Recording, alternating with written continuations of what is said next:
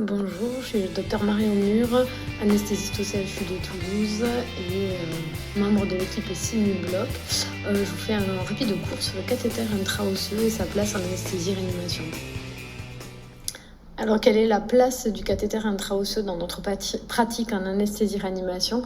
Il s'agit tout d'abord de l'arrêt cardio-respiratoire chez le patient adulte. On envisage le cathéter intra-osseux après 2 échecs de voie veineuse périphérique avec un temps de tentative estimé au maximum à 90 secondes. C'est-à-dire que dans votre algorithme, il faut que très rapidement, vous ayez à disposition un cathéter intra-osseux adapté aux patients en arrêt cardio-respiratoire. De même, chez l'enfant, depuis les recommandations de 2010, il est proposé en première intention la mise en place de cathéters intra-osseux plutôt que des tentatives de voie veineuse périphérique qui pourraient s'avérer difficiles et chronophages. Par ailleurs, le cathéter intra-osseux peut être envisagé dans les états de choc non perfusables. De même en pédiatrie, notamment sur l'induction de l'anesthésie, le laryngospasme sans voie veineuse. Idem, si la voie veineuse, par exemple en salle de réveil, a été arrachée, si une situation d'urgence se présente, le cathéter intra-osseux peut être une solution. Et ensuite, bien sûr, tous les contextes où les abords veineux sont particulièrement difficiles, notamment s'il s'agit de situations critiques chez un patient obèse, les patients incarcérés, notamment pour le SAMU, les équipes préhospitalières, les toxicomanes et les brûlures étendues. Chez qui on ne doit pas poser de cathéter intra-osseux, bien si le membre en question présente une infection au site du pose, bien sûr, s'il y a une fracture du membre qui conduira forcément à une extravasation des produits administrés, s'il y a du matériel d'ostéosynthèse sur le membre qui vont gêner la perfusion des fluides que vous voulez apporter sur le cathéter intra-osseux. S'il y a notion d'un cathéter intra-osseux sur le même site datant de moins de 24 heures. Et ensuite, les maladies génétiques spécifiques d'ostéopathie avec l'ostéogenèse imparfaite ou autre syndrome emparenté qui conduirait à des fractures iatrogènes. Donc une fois le cathéter intra-osseux en place, que peut-on injecter dessus? Eh bien tout, c'est-à-dire le remplissage, les amines, la transfusion, etc.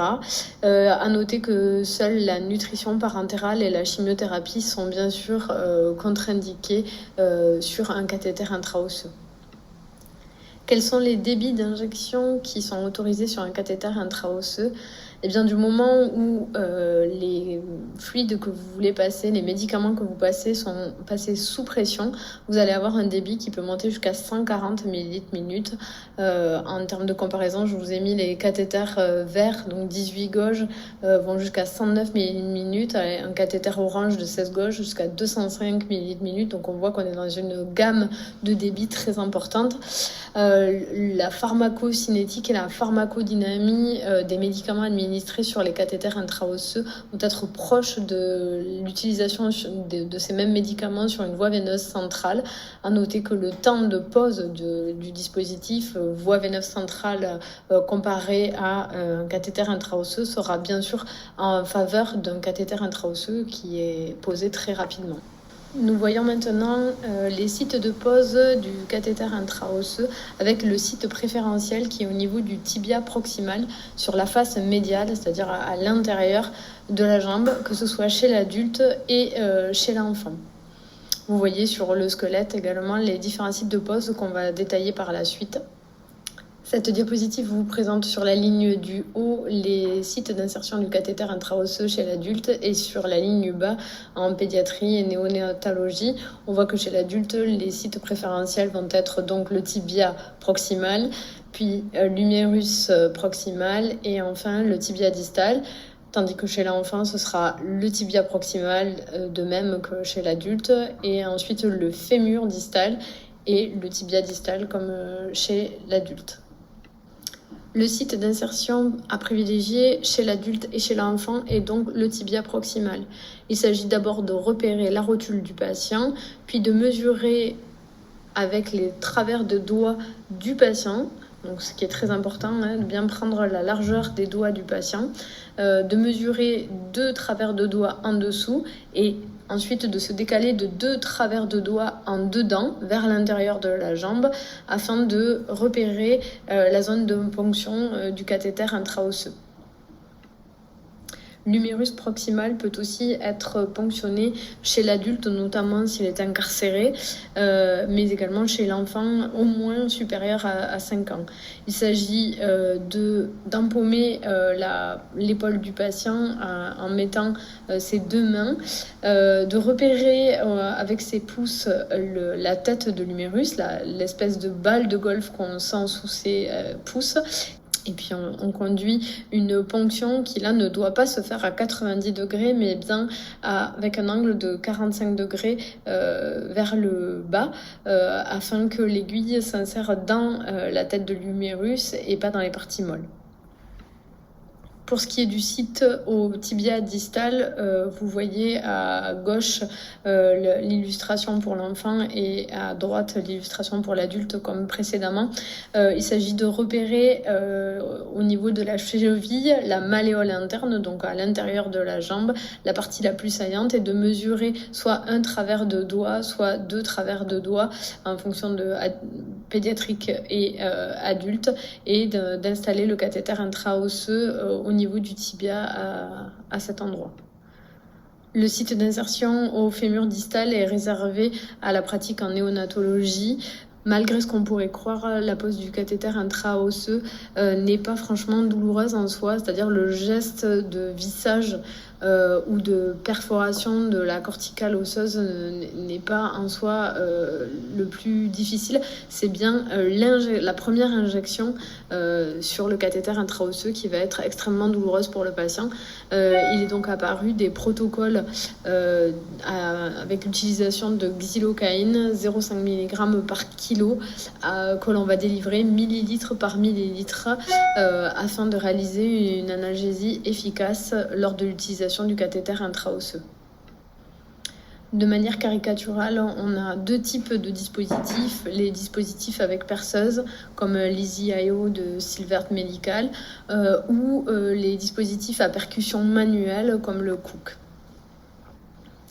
Le Cook va être notamment adapté pour la petite pédiatrie avec a priori moins de risques de perforation, de fracture des os, pour autant qu'on soit entraîné à les utiliser. Il y a différentes tailles bien sûr, il y a des tailles aussi correspondant à l'adulte si vous n'avez pas de dispositif de perceuse. Le dispositif avec perceuse, c'est largement diffusé dans les établissements. Il est notamment recommandé à partir de 10 kg avec 3 tailles de cathéter intra-osseux, une rose qu'on va dédié à la néonatologie, le bleu qui sera pour l'enfant et pour l'adulte, et le jaune qui sera réservé à l'adulte obèse. La pose du cathéter intra-osseux est une procédure qui doit être réalisée tant que possible de manière la plus propre possible, avec des gants stériles, un champ sur lequel on va mettre en place le matériel pour réaliser la pose et la mise en route du cathéter intra-osseux.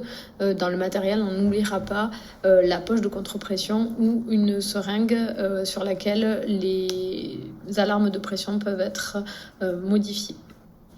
On note aussi le grand intérêt du raccord qui est vendu dans le kit EasyIO, mais que vous pouvez également créer avec vos dispositifs dans vos établissements et qui utilise une valve double courant très pratique dans l'utilisation du cathéter intra-osseux.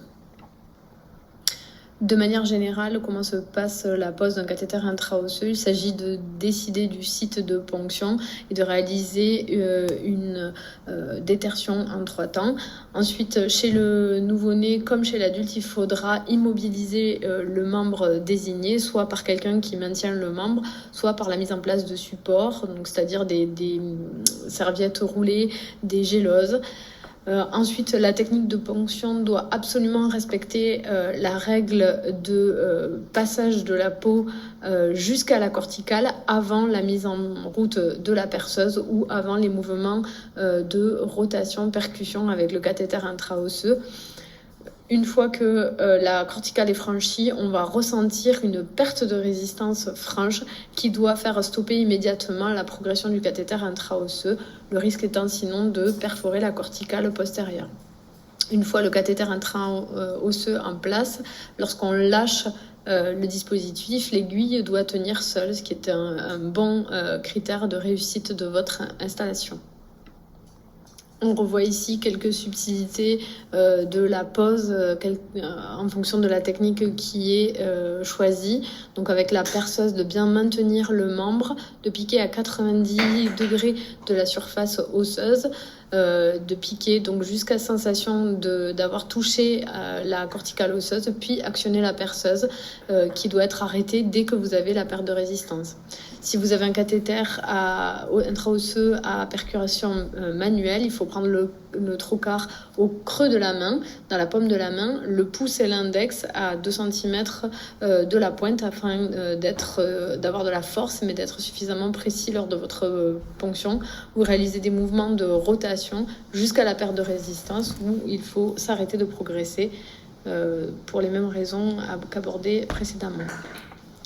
Sur les aiguilles du kit EasyIO, vous verrez des marquages noirs qui graduent la longueur de l'aiguille toutes les 5 mm. Il est important de noter qu'une fois que vous avez piqué la peau jusqu'à arriver à la corticale de l'os, il faut que vous visualisiez encore le dernier trait noir qui soit au-dessus de la peau, sinon ça veut dire que votre aiguille est trop courte et que vous risquez de ne pas atteindre la médulaire et de ne pas pouvoir utiliser le cathéter intra-osseux. Donc la ponction du cathéter intra-osseux est réalisée, l'aiguille tient seule. Vous allez pouvoir retirer le mandrin qui se trouve à l'intérieur de l'aiguille et fixer l'aiguille. Il s'agit ensuite de réaliser une aspiration sur laquelle vous devez voir un retour de sang. C'est un sang particulier puisqu'il y a de la moelle à l'intérieur, à savoir que sur certains patients, vous pouvez ne pas avoir ce retour de sang et que votre cathéter intra-osseux soit bien placé.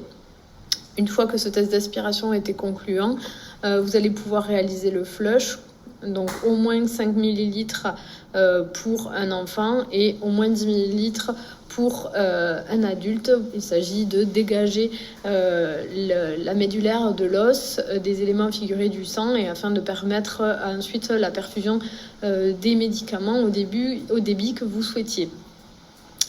Dès la procédure du flush, il s'agit de vérifier l'absence de diffusion sous-cutanée dans la loge antérieure, donc au devant de l'os, et dans la loge postérieure, en arrière de l'os. Donc de mettre la main au contact de la peau et de bien vérifier que lorsque vous injectez, vous ne sentez rien sous les doigts ou qu'il n'y a pas de voussure visible. Vous installez la perfusion sous pression, alors au moins 300 ml de mercure, 300 mm de mercure, ou un pouce-seringue électrique sur laquelle vous avez mis la limite supérieure de pression acceptée par le dispositif. Vous l'aurez compris, on est dans le cadre de l'urgence. L'utilisation d'un cathéter intra-osseux doit se limiter dans le temps à 24 heures.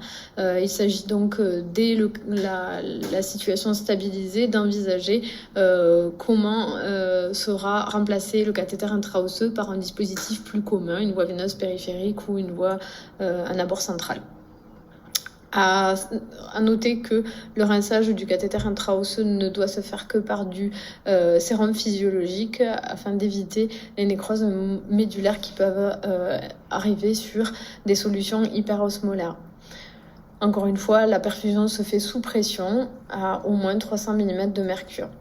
La surveillance infirmière est nécessaire, et notamment en permanence de s'assurer de l'absence de diffusion sous-cutanée dans les loges antérieures et postérieures. Ne pas oublier le risque de transfixion de la corticale postérieure et notamment du risque de déplacement secondaire du cathéter intra-osseux. C'est pas parce que la ponction s'est bien passée avec une mise en place qui s'est bien passée qu'il ne peut pas y avoir de mobilisation du cathéter intra-osseux avec une diffusion dans un second temps. Donc bien assurer cette surveillance régulière du cathéter intra-osseux. La pose d'un cathéter intra-osseux peut malheureusement se compliquer, notamment de fractures de l'os sur lequel on tentait d'insérer le cathéter intra-osseux, la transfixion des corticales avec l'atteinte d'un cartilage de croissance chez l'enfant, l'extravasation autour du point d'insertion, notamment s'il y a un déplacement secondaire du cathéter intra-osseux après la pose.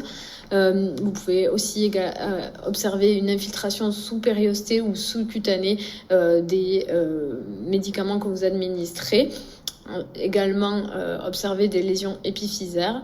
La complication qui est la plus redoutée va être le syndrome des loges, qui est une ischémie musculaire provoquée par l'augmentation anormale des pressions dans la loge musculaire, qui va se manifester chez le patient par une très forte douleur et une pression, donc une sensation de tension au niveau de la loge qui doit conduire à une évaluation spécialisée. À noter que la pose d'un cathéter intra-osseux peut se compliquer d'infections de différentes types et gravité, la périostite, la cellulite, l'abcès sous-cutané et jusqu'à l'ostéomyélite qui peut être bien plus complexe. On note le risque d'embolie graisseuse du fait de la perfusion au niveau de la médulaire des os longs, donc ceci n'arrivant donc pas avant l'âge de 6 ans. On peut également avoir un cathéter intra-osseux qui va s'obstruer par des fragments d'os ou de moelle ou de tissu et qui va donc être inutilisable et qui va devoir être reposé. Et ensuite, en termes de complications, si tant est qu'on la désigne comme telle, la douleur, si le patient est conscient et que vous n'avez pas réalisé l'anesthésie locale de la peau et surtout au niveau du flush comme on en a parlé précédemment. Je vous remercie pour votre attention et je vous invite maintenant à vous rapprocher de vos équipes de simulation avec lesquelles vous pourrez vous entraîner à la pose du cathéter intra-osseux, également au repérage des sites de ponction.